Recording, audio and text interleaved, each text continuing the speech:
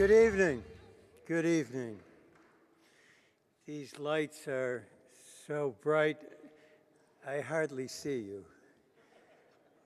But I think we can all feel the deep sentiments here tonight.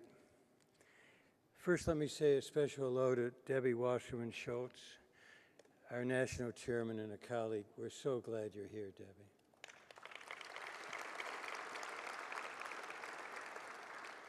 Let me say just a word about John Dingell and our two families. As John was speaking, as Debbie was, as I saw the wonderful video, it occurred to me, if I might say so, that the story of our two families, in part, is the story of America, when you really think of it. We came from different places, our families, long ago. They may have been places where everybody did not get along or defend each other. But it's true for this country. Those two families, our two families, have come together. And I think John is a historic figure, and my brother is part of this family. I think the two of them represent what has made this country so great, and we're here to salute our past and our present. I think they are inspirations for the future, and I want to say a word about that. You know, some people aspire to have their names in marble on buildings. Not John and Carl. And I hope tonight we leave inspired by them. Because in the end, it isn't words on a building, that it's the memories of accomplishments and friendships that really survive. And I think each of us is going to leave here saying what John Dingell and Carl Levin have done for this state and this country represents a challenge to everyone to carry on for the benefit of this state and the United States of America.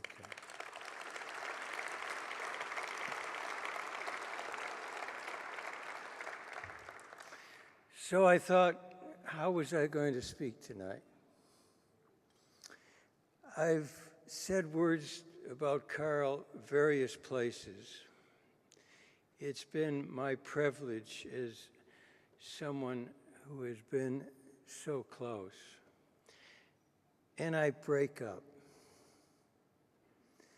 It's, in a sense, too emotional. So I said to my wife, Pamela, she's very much better at the internet than I am. Let's access what was said by Carl's colleagues on that wonderful day in December. I had the privilege of being in the Senate when his colleagues spoke. And so the magic of the internet brought up the words of his colleagues. And so let me, if I might, just refer to a few of them after Carl spoke.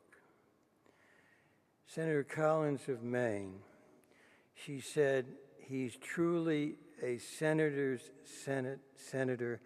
Carl Levin has been truly a senator's senator for 36 years in this country. 36 years.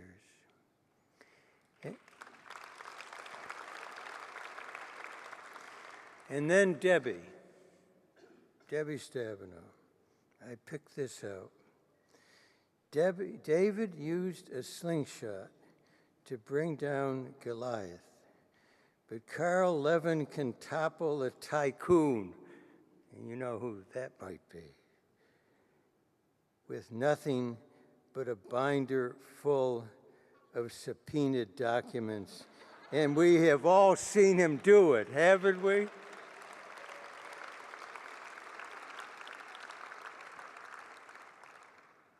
And then Claire McCaskill. And I, sitting there, I must say, shed a tear. She said, "I will think of Carl Levin fondly in one way.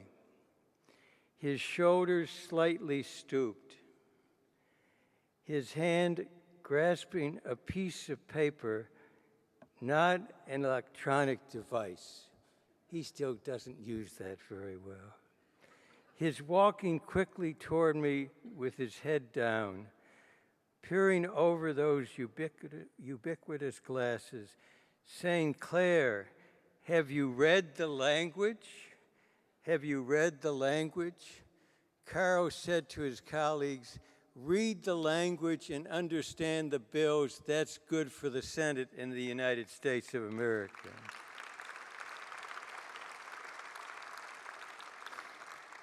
And then Senator Sessions from Alabama, a rather conservative member, and he said this: "He never showboats and always wants to do the right thing. He serves his country first, and he runs a committee that, in my mind, the best run committee, according to the ideals of the Republic, of which we are past, that exists in either house today." I don't completely agree with that, but almost. But he continued, and I do agree with this: "It just works the way it's supposed to." And Carl Levin has tried to make the Senate work as it's supposed to for the people of this country.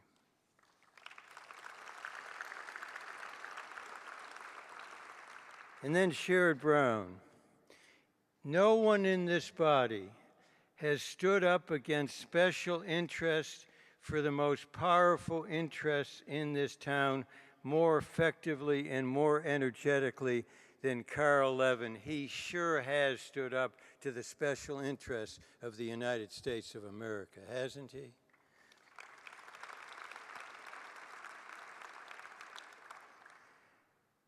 And then, this was interesting. Mr. Inhofe from Oklahoma. "Carl Levin, Chairman Levin, and I can both say the same thing. And people hate me, and they love him. I always wonder how you get by with doing that, but you do. He's a lovable guy whom I sincerely miss." Jim Inhofe. And Al Franken says, "He has used his PSI," that's the Committee on Investigations, "on the way it was intended by Harry Truman." So I want to close. This is maybe the 50th Jeff Jack I've been to. I think I've never quoted a Republican before. But I want to finish by quoting John McCain. He said this on December 9th. "Mr. President, I want to offer a few words of tribute to my departing colleague, Senator Carl Levin, a model of serious purpose, firm principle, and personal decency, and whose example ought to inspire the service of new and returning senators. We could not aspire to better service than what he has given our country." And then he continued by saying this: "When Carl first joined the committee, he explained his reason for seeking the assignment this way," and he quoted him. "I had never served, and I thought there was a big gap in terms of my background, and frankly felt it was a way of providing service," end of quotes.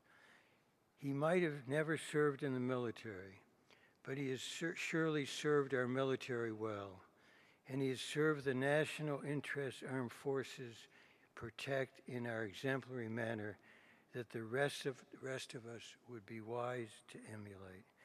And then he said, while Carl's retirement may come as a relief to some of those on Wall Street, and you all can say to that, amen. His patience, thoughtfulness, and commitment to bipartisanship will be deeply missed on the subcommittee in the Senate. And he finished with this, I think, emotional words.